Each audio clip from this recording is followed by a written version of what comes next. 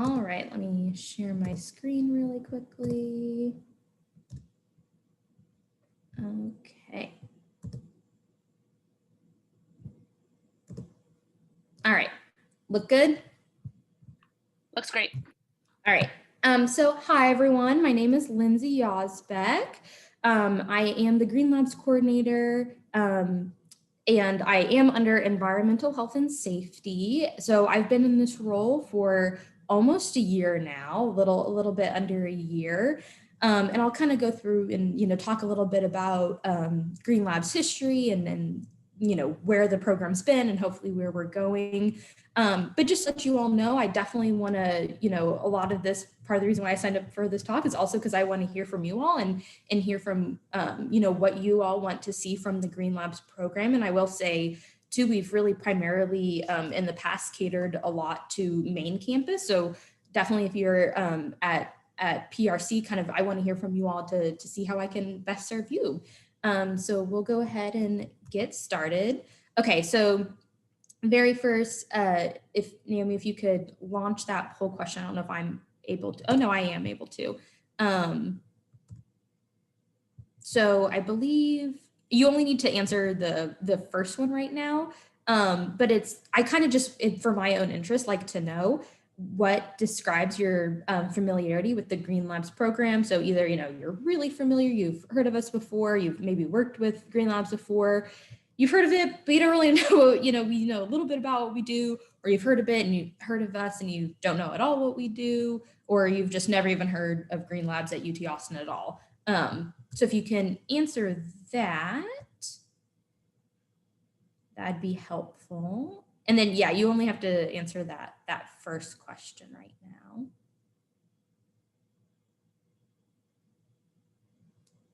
That'll just kind of help me frame the rest of the talk.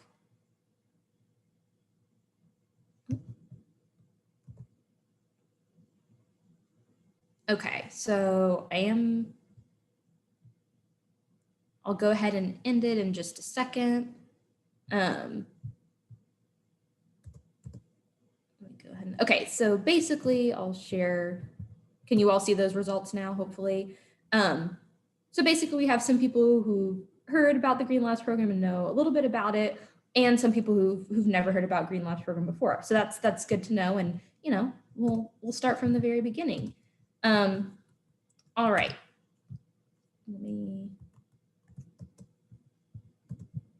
Oops, sorry, went too fast. Okay, so we're going to go through Green Labs background and kind of let you all know what the goal and mission of Green Labs is, then talk about some easy first steps of things that you can do in your lab, starting today to be more sustainable.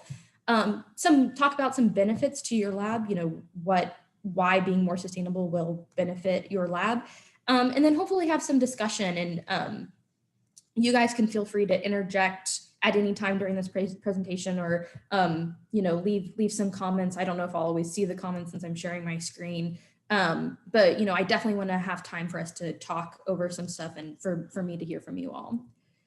So like I had said, the Green Labs program is kind of recently new to being housed under environmental health and safety. It used to be under the Office of Sustainability, and it was actually started at UT about 10 years ago by a group of students. And so they worked with some EHS and Office of Sustainability faculty to get some funding through the Green Fund grant, and got funding for that. And it was really, I think, a group of almost 5 students pretty consistently who were running this program. And a lot of what they did were our recycling programs, which I'll talk about. But then this past year, people, really we wanted to see more from the Green Labs program. So EHS and Office of Sustainability figured that it would be time to have a full-time staff person. So they hired me, and I'm the first full-time staff person that the Green Labs program has. And that's when we did our switch to being under environmental health and safety. So kind of during this time, we've really started to try to ramp up our programming and add more things besides just, focusing on recycling and things like that, and gain more involvement. So our mission really is to just serve as a resource to all UT faculty, staff, and student researchers to help them run more environmentally friendly labs without interfering with the integrity of their research. And, I bold that because that's a really important part for me, being a scientist myself. Your research obviously is going to be number one for you. We don't ever want to ask you to do anything that's going to take away from your research in any way. So that's always something that's in the forefront of our mind. We focus on things like waste minimization, promoting green chemistry, water and energy conservation, and of course, education of researchers so that they know how to implement these things in their own lab. So I'm just going to kind of go through and talk about each of those. And thinking about, I think it's always helpful to frame why this matters. Why do we have a Green Labs program? And it's because labs use a lot of resources and aren't inherently the most sustainable, groups on campus. So, for example, on main campus, labs are using about 32% of the total energy that's produced for all of main campus. And that's in contrast with the fact that we only are taking like 21% of the physical footprint of campus. So obviously we're using more than our share, just looking at footprint of energy. That 32% of energy equates to the release of 60,000 metric tons of carbon dioxide a year. That's a lot. That's a lot of carbon dioxide that we are emitting into our atmosphere to produce energy for our labs. Another way to think that is burning about 5 million gallons of gasoline. If there was this really cool article in Nature where a researcher did a back of the envelope calculation, kind of looking at how much plastic waste her lab was creating and her institution was creating, and estimated that worldwide biological, medical, and agricultural research institutions are going to produce about 5.5 million metric tons of plastic waste. That was her calculation for 2014, but assuming that that's probably how much they're going to produce every year. And then we know that we also produce a lot of hazardous waste. So in 2019, UT produced just over 185,000 pounds of hazardous waste. Of course, most of that coming from our labs. And then when thinking about water, we know that laboratory buildings, because of our increased processing and cooling needs, are definitely going to, consume more water per square foot than a commercial building. So these are the kind of things that we're trying to address in the Green Labs program and trying to reduce. So as we go through this talk, I really want you to start kind of thinking about what unsustainable practices are occurring in your lab. Maybe things like, how much disposable plastic do you use in a day? How much water are you using in your lab in a day? Do you actually shut that fume hood sash when you're not using it? Or, for every experiment, how much hazardous waste is being produced? And, I understand that a lot of those things are really, really hard to change.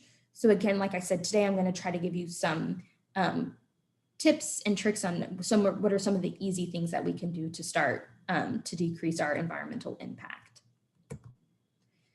So we talk a lot about waste minimization in Green Labs, and I just kind of wanted to give you all an overview of what I mean when I say waste minimization. So that's really thinking about these series of kind of reductions and rethinking that we can do. So, the age-old saying, reduce, reuse, recycle. A lot of people don't always realize that we're supposed to do those in that order. First we're supposed to think about reducing, then reusing, and then whatever we can't reduce or reuse, we recycle. So kind of bringing that larger, we look at our zero waste hierarchy. So it's kind of this inverted pyramid, and the items at the top are the ones that we really want to focus on. That's going to be our most sustainable way to start to become zero waste, or zero waste is not always something that's really feasible, right? So just reducing our waste. So first, we always want to think about how we can rethink or redesign processes, products, procedures in our labs that encourage waste minimization in the first place. And then, of course, reducing the amount of items that you can that you consume, reusing what you must consume, and then recycling or composting things that you can't refuse, reduce, or reuse. And then of course our very last option is going to be to send something to the landfill or incineration. So I just kind of want you to have that framework in mind as we talk about waste minimization. So some things that you can start doing in your lab. One is just really to prevent over purchasing, and that I see that happen with a lot of labs. Lots of times labs are very busy, crowded, kind of messy, and maybe for some labs places, and it's oftentimes really hard to keep track of your lab inventory. So you often end up buying things that you don't actually need just because you can't find the items that you already have. So free lab management programs such as Quartzy, things like that, can be really helpful to prevent over purchasing. In that same vein, having lab cleanouts, once a year or when researchers leave the group, things like that, again, to make sure that you're just keeping track of exactly what you have in your lab and not overcrowding your lab. Before purchasing an item, making sure that you're checking if it's available for free, maybe through surplus property or a lab supply swap. So I'll talk about lab supply swaps. That's something that's run through Green Labs a little bit later. But hopefully you all know of surplus property. It's kind of, where everything goes from campus that people don't have a use for anymore. It's at PRC, which is convenient for some of you all. And of course, they're not going to have everything, right? They're not going to have the specialized equipment or instrumentation that you need, but they do actually have quite a few items that I always suggest that people look into before buying new items. And then I always encourage people to check with other lab groups. If you only need something once, twice, a few times, it's not going to be a permanent fixture in your lab. It's not going to be something that you're using all the time. Just check with other lab groups to see if you can borrow an item. I think oftentimes as researchers, we have the mentality of my lab, my stuff, I don't want to share it. I don't want anyone to break it. I paid a lot of money for this. And I really understand that thinking. But I also think it's, important to kind of try to switch our thinking if we really want to encourage waste minimization. Again, just a really simple thing is only printing physical copies when you actually need them. I know it's hard sometimes when you're reading, big, long scientific papers, and it, sometimes it messes with your eyes to look at the screen for that long. But if you don't need to print it, then avoiding that, and then using resources such as SharePoint, Google Drive, UTBox that are free for us to share and collaborate on documents electronically. This is a really big one that I don't think a lot of people think about, but when you're ordering products online, only using rush shipping, that 2-day shipping, whatever it may be, when you absolutely need it, especially if you're ordering a lot of items at once. And that's because it reduces the environmental footprint when you allow the companies to have a little bit longer of time to get those products to you, mainly because they're going to be more efficient with their packaging and things like that. If you have 5 items coming to you, if you do rush shipping, they're all going to come in 5 different boxes. If you say, hey, do the week's shipping, whatever it is, maybe they'll all come in one box. And then the last part of, I guess, or a tip for today about rethinking and reducing your waste is just to really, maybe take some time and sit down and review your processes or experimental procedures, and think about if there are ways that you can safely reduce waste. One example I have of this from my own experience working in the lab is, I used to create a lot of standards and use probably hundreds of pipette tips to do it, plastic pipette tips that were just thrown in the trash because they couldn't be recycled. And one day I kind of sat down and thought about the order in which I was pipetting, the order in which I was doing things, and figured out a better, more efficient way to do it, to where I could, reduce my pipette tip usage, the number of times I had to change pipette tips. And it took some time. It took some time to get used to changing what my process was, but in the end, it was really helpful. So if you have that time to do that, then I really encourage, sitting down and kind of thinking through some of those items that might be able to reduce waste. So another thing that I really encourage is, I mentioned it before, is our lab supply swaps.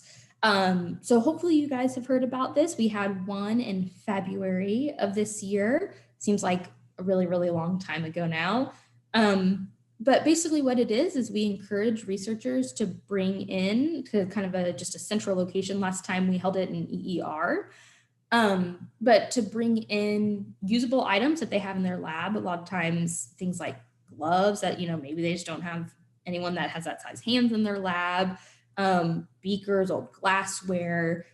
We got so many different types of equipment, instruments, everything coming in to our lab supply swap. And it was a really great way for some research, to clean out their labs and get some extra space in their labs. And then we let everyone come back, later in the day after we kind of organize some stuff and take whatever they wanted for their labs free of charge. So there was one lab that in particular that I remember they were just starting up, the PI had just gotten there and they found like a millipore water filtration system. And they were like, oh my gosh, like, yeah, I'm taking this for my lab. And it really, I think, helped a lot of researchers. And it was also just kind of a fun event. And so this helped us save over 456 pounds of usable items from going into the landfill. It also saved researchers about over $24,000 in acquisition costs. So we kind of just, estimated the cost of these items. We looked them up and found that, because we just were able to rehome those items, the researchers didn't have to pay for that. And that's how much was able to be saved. We do plan to hold one every semester. This semester is probably going to look pretty different. It's going to, hopefully if we can get it done in this semester, be more of a virtual kind of thing, which might be helpful again for people at PRC. So I would definitely say look out for that, especially if you have items that you want to donate. But yeah, we should be having one hopefully before Thanksgiving. We'll see. Another program that we have that I'm really excited about is our surplus chemical redistribution program. So we're just starting this program and it's really the same idea as a lab supply swap, right? But with chemicals. So, we're asking researchers if they have usable chemicals, and we kind of have definition of what we mean by usable on our website, to donate those chemicals to our program to, again, get more space in your room, in your lab, things like that. And then we will make those chemicals available on EHS Assistant for anyone to be able to peruse and look at, and then also request those chemicals, again, free of charge from the program. So really, we're just looking to rehome these hazardous chemicals so that we don't have to dispose of them as hazardous waste. Our hope is that it will be fully launched, so meaning that you can request chemicals and things like that winter 2020, but we are accepting donations now, which is really exciting. And I, would really love if you all have chemicals that you're not using, but you think other researchers might be able to use, if you would like to donate that. And we just have our EHS kind of hazardous waste team go and pick them up from you. So it's not like you would have to bring them anywhere. They would just pick them up from your lab. So again, there's a lot more information on our website about that. And then lastly, we're going to talk about recycling in terms of waste minimization. So like I said, recycling is one of were some of the programs that really kind of were the pillar of Green Labs when it was a primarily student-run organization. So Green Labs facilitates the recycling of plastic film, expanded polystyrene, also known as styrofoam, cold packs, nitrile gloves, and single-use alkaline batteries produced in labs or generated in labs. So the way it works, again, it's a little bit harder because it is happening on main campus, but once or twice a month, depending if we're in a pandemic or not, Green Labs is at the molecular biology building's loading dock, and we sit there and researchers can bring us their cold packs, extended polystyrene, and plastic film. We're also now accepting single-use alkaline batteries, if you want to bring those to us there as well. The battery collection used to be on the student services building, but we're changing it from that. So now you can just drop it off, when you're dropping off your styrofoam and things like that. And then we have a vendor come and pick all that up. And again, that's a free service for labs. The same thing, a similar process with nitrile gloves. We, if you have to kind of meet certain requirements to be eligible for nitrile glove recycling, meaning, only some biosafety level 2 labs can participate. We look at like the amount of hazardous chemicals you have in your lab, things like that. But if EHS deems that it's appropriate for your lab to recycle gloves, we can set you up with a glove recycling bin. Unfortunately, you can only recycle Kimberly-Clark brand nitrile gloves.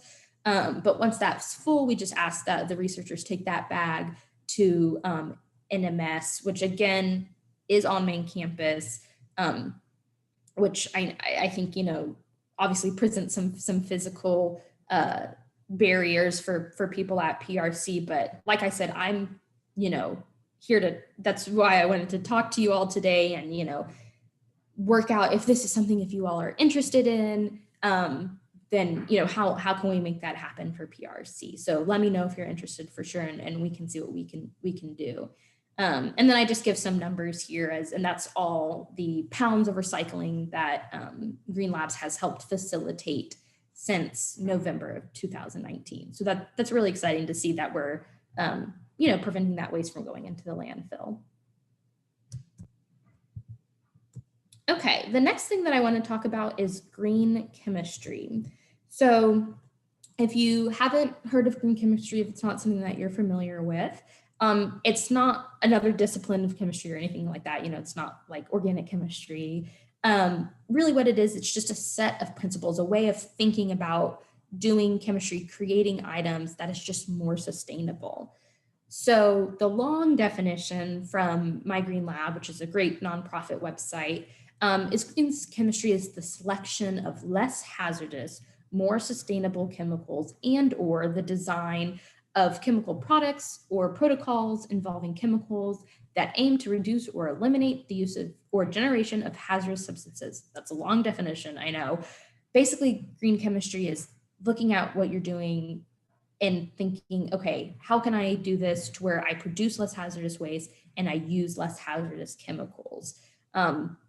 And so over here, we have the 12 different principles that kind of govern green chemistry. So things like preventing pollution, designing items for degradation, maximizing atom economy, things like that are just going to make labs safer and have fewer hazardous chemicals and hazardous waste being created. This is something that we do have information about this on our website about, these different principles of green chemistry and what some things are that you can start to do in your lab today. What are some good alternate chemicals that you can use? What are some things that you can swap out? But I definitely want to make sure that we're really growing green chemistry as a part of Green Labs, because I think it's very important. And I put down here, so the Green Chemistry and Commerce Council is basically a group of organizations, companies that have gotten together to say, we understand that green chemistry is important. We're going to start to implement green chemistry as a company, and we want future employers to know about green chemistry. So really, I think teaching these principles of green chemistry to our students is something that's very beneficial to them as they're going to be entering the workforce. And then I just listed some of those. They have like probably, I want to say over 100 or so companies that have kind of signed on to be members, but some of the notable ones are Dow Chemical, Exxon, Lowe's, SC Johnson, these really big companies that have, at least on paper, making this commitment to green chemistry. All right, so now we're going to talk about energy conservation and again, some simple things that you can do in your lab. One, really simple, right? Just utilize natural light. I'm sure that's a lot of you are doing that if you have that option in your lab, opening the blinds. But it really just helps reduce, the amount that we have to actually turn on the lights and the energy needed for that. So that's a really simple one that everyone can do. Next is to think about instrument signage. So basically what I mean by that is think about items, instruments, pieces of equipment in your lab that can be turned off or safely put into sleep mode. Not all are going to be able to do that, right? There are some things that you have to keep on. But if there are pieces of equipment, instruments that you can turn off, then make sure that you have that correct signage, on that piece of equipment or instrument, so that everyone knows that it can be safely turned off. It should be unplugged, and give them instructions on how to do that. Another thing that we really encourage is just shutting your fume hood sash. I know a lot of times people forget about that, and it's habit just kind of leave it where it was when you were working in it. But closing the fume hood sash, we calculated at UT, to kind of depending on what kind of fume hood you're working with, how old it is. If you keep a fume hood sash open, can use as much energy as about 1.4 average Southern US homes in a year. So fume hoods use a lot of energy. So if you can put a little sign to encourage people to close it when you're done, that will be really helpful. Again, equipment timers for things that, sure, I have, this heating block that I can turn off, but I want it to be at a certain temperature when I come in the morning, things like that. Putting those on equipment timers are really, really helpful, because it's just going to go off at the same time every day and come on at the same time every day. Fridges and freezers, it's really, really important to make sure that you're defrosting those and cleaning those out, especially if you have ultra low temp freezers. That's like the -80 or -70 Celsius freezers, because they build up so much frost. And that just really makes them very inefficient and makes them use a lot more energy. So making sure, I suggest at least about once a year that you're making sure you're properly defrosting those, cleaning them out. And also, of course, I always encourage taking inventory to make sure that you're taking out samples that you don't actually need to be in there anymore. I also suggest that people can put like an inventory list of what samples or chemicals they have in their fridge or freezer on the outside. So that if you have multiple, you can remember, which fridge or freezer it's in, or, you can even say like, it's in this part of the fridge or freezer, so that you have less open door time searching out a sample or chemical.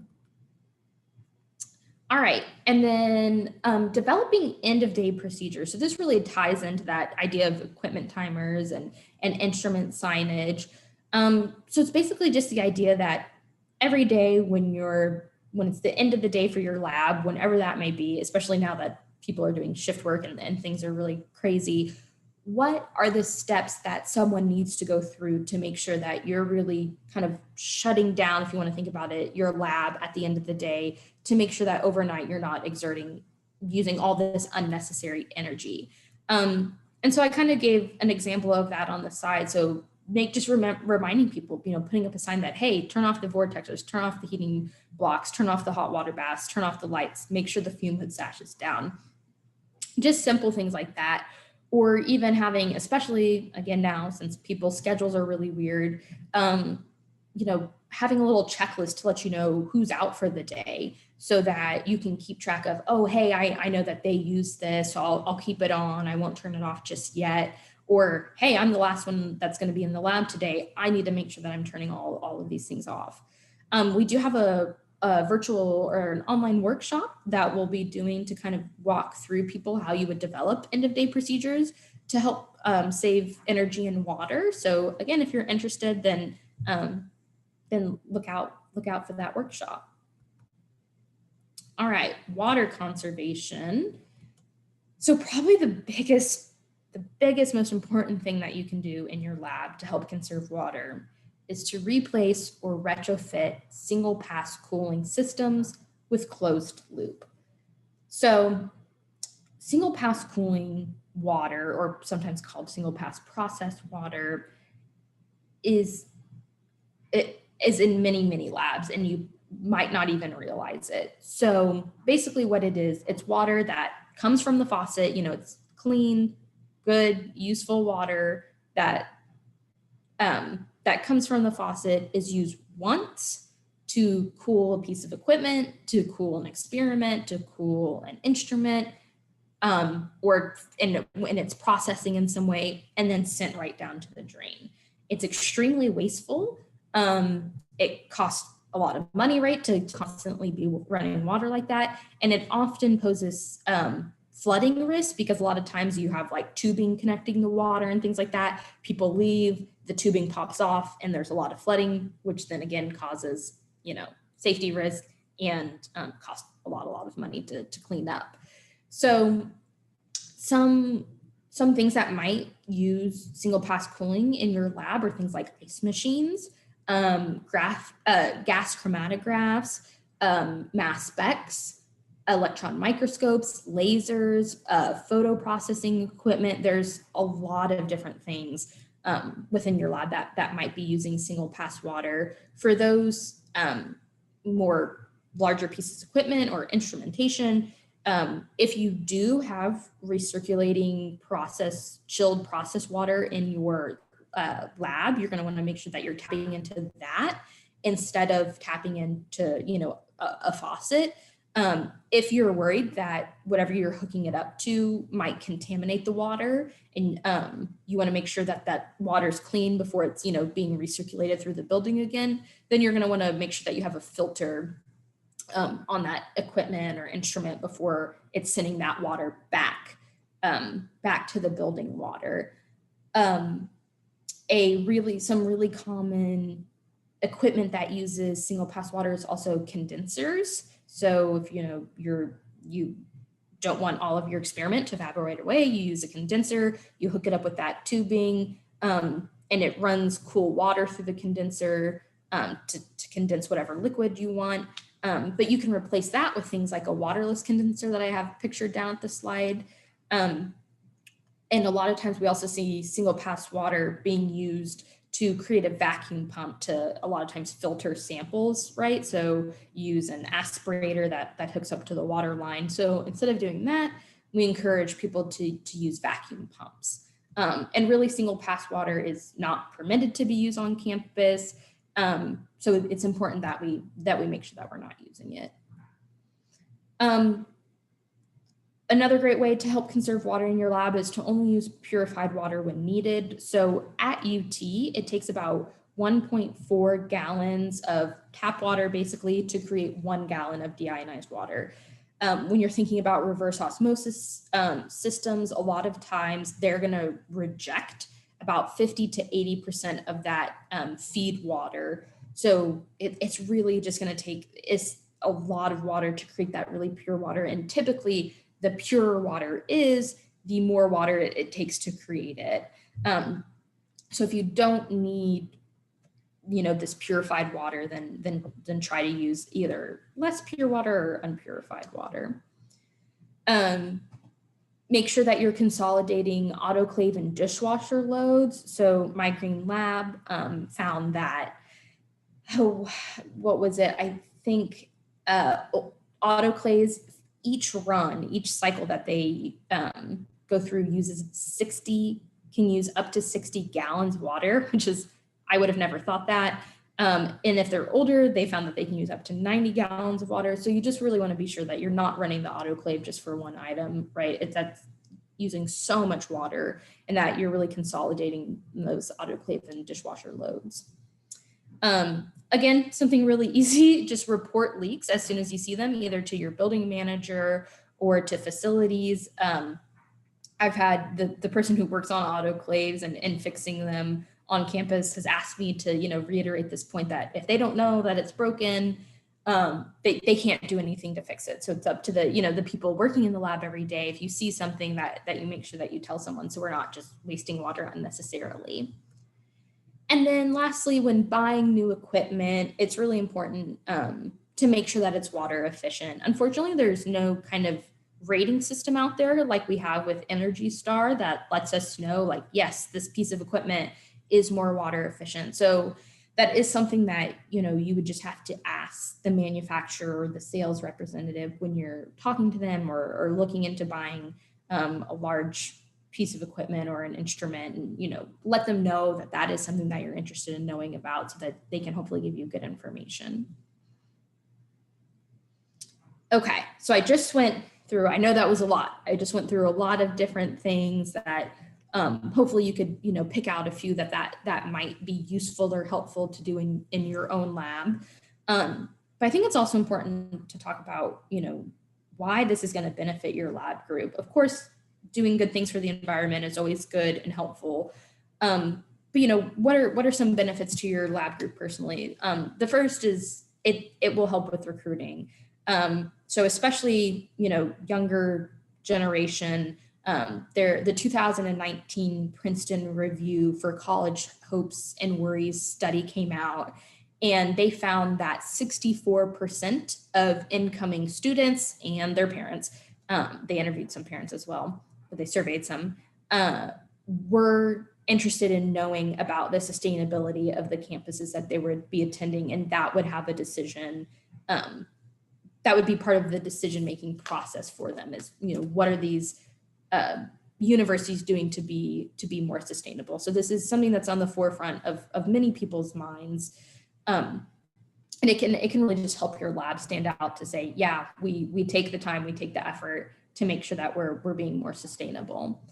It also creates safer labs. That's, going back a lot to thinking about green chemistry and reducing hazardous waste and things like that. And not only is that, of course, better for the environment if we're putting less hazardous waste into the world, but it's also going to make your researchers safer when they're working in the lab. My goal is that these things that I'm suggesting are going to help save your lab group money. So especially things like the lab supply swap, right? If there's a way that we can get you items, get you supplies without you having to spend more money on it, that's always something we're happy and excited to help with. It also encourages efficiency in your lab group. So once you start thinking about, how can I be more efficient in terms of wasting less, or wasting less energy, water, creating less waste, it also just encourages you to start thinking more efficiently about how you're doing all the different processes in your labs. And then it helps researchers stand out. So I kind of mean this in two different ways. One, again, like I said, is we know that companies are interested in hiring employees that have a knowledge of lab sustainability, who've heard about green chemistry, who know how to be efficient in their labs. But also it's really helpful to talk about these practices, these sustainable practices, when you're applying for things like grants. So I really encourage you all to, if this is something that you're interested in implementing in your lab, that you write about those things when you're applying to different grants. And there's a website, it's called Bringing Efficiency to Research Labs. And if you Google that, I have a slide at the very end if you're interested in it. But it basically talks about where to talk about lab efficiency, lab sustainability in your different grant applications. And like where would this fit in an NSF application, things like that. And in this highly competitive research environment, grant environment, you're going to want anything, right, to be able to stand out from the crowd. Big organizations are really, really looking for things like this. So where do I start? That's a question that I get often. So the very first step to becoming more sustainable is to really just start the conversation, which is what we've done today. So that's a really great first start. We also have the Green Labs Pledge that's located on our website. So I really encourage you guys to go through and read through that pledge. And if you think that that's something that your lab is interested in, or that you're interested in signing that pledge, and we can put your name on our website if you choose to. Identifying an eco leader in your lab is often really helpful, because there's, if they want to be the ones who directly are interfacing with me, we usually have like a Green Labs contact for each lab that's participating in our programming. I suggest that you use Green Lab resources that are on our website to kind of start evaluating your lab and reading through what you could do. I'm creating your Green Labs manual that we should hopefully have published soon, that, kind of goes through everything and more, much more than what we talked about today, and outlines what steps you can take. Making a plan for your lab is really helpful. We talked about a lot of things today, and those might not all be feasible for your lab, and it can be really overwhelming. So making a plan that makes sense for your lab, that's feasible for the people in your lab, I think is really, really important. And then lastly, it's just to slowly start to implement those changes. You know, we don't expect any lab to make all these changes overnight. That's just not realistic. So, you know, kind of doing things step by step, one at a time is usually what we suggest.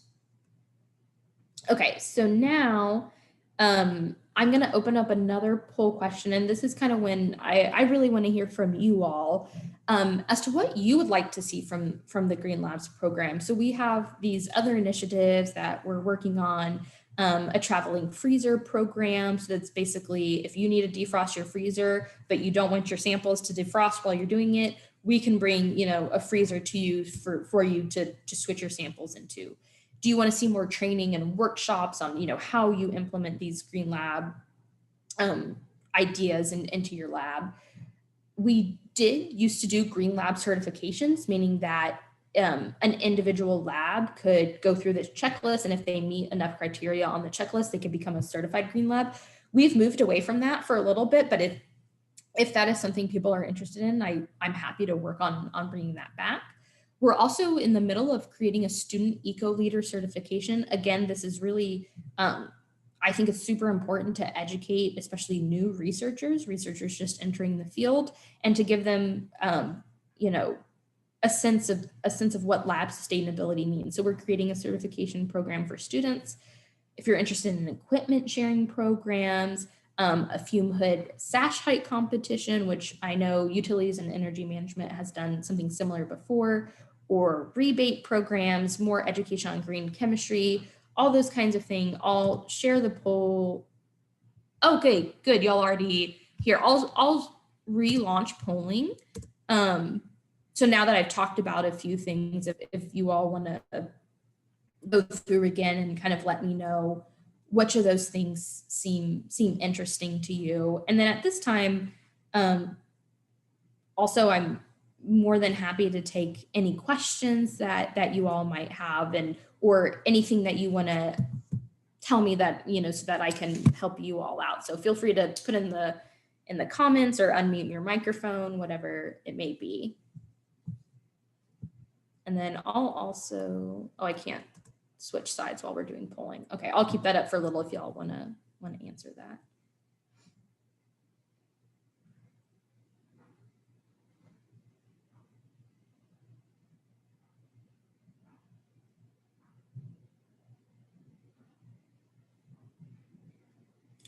Thank you guys. That really, the feedback is very helpful.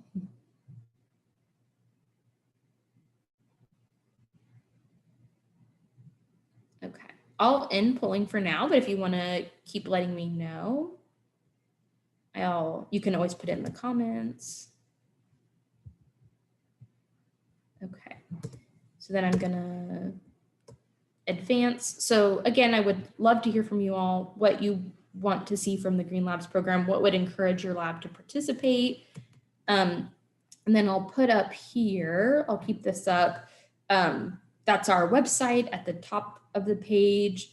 You can also, it's a long, annoying website URL. We're hopefully going to be on an official UT website soon, but if you just Google Green Labs UT Austin, you'll get to our website. You can subscribe to our email list, which I really encourage you to do to keep up to date with all stuff Green Labs. And then my contact information is here, as well as just our general Green Labs email.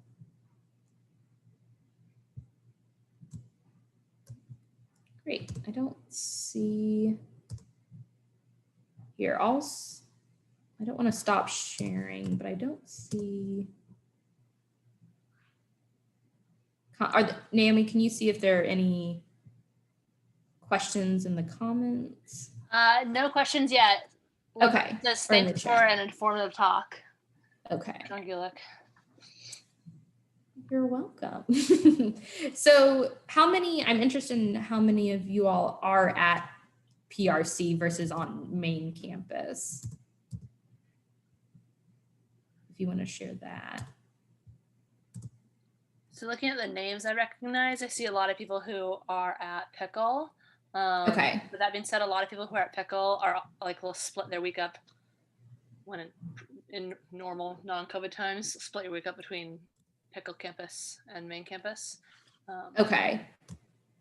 Yeah, that is good to know. And like I said, you know, we did used to have styrofoam recycling at Pickle, but that just wasn't something that was being utilized a whole lot. And I think that the people who were like helping us out, it just wasn't feasible for them anymore. But you know, I definitely want to make sure that we're serving everywhere on UT's campus. So definitely feel free to email me if that's something you all are interested in.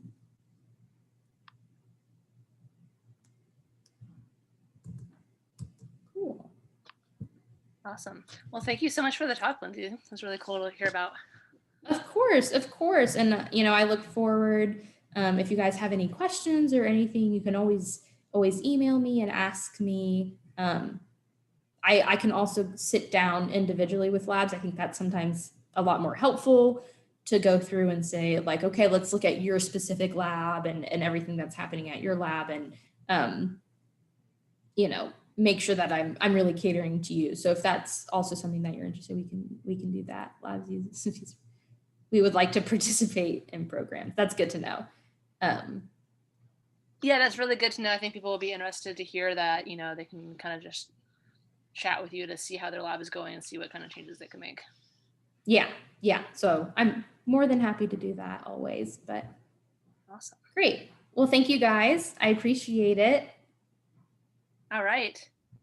And so next week we'll hear from, it'll be another one of our UT alumni talks, our JSG alumni talks, and we'll have some folks from Novi Labs talk to us. So be sure to check back next week.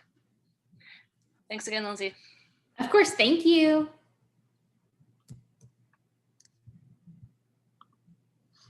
All right. And if you could just send me that recording whenever you have it, that'd be great.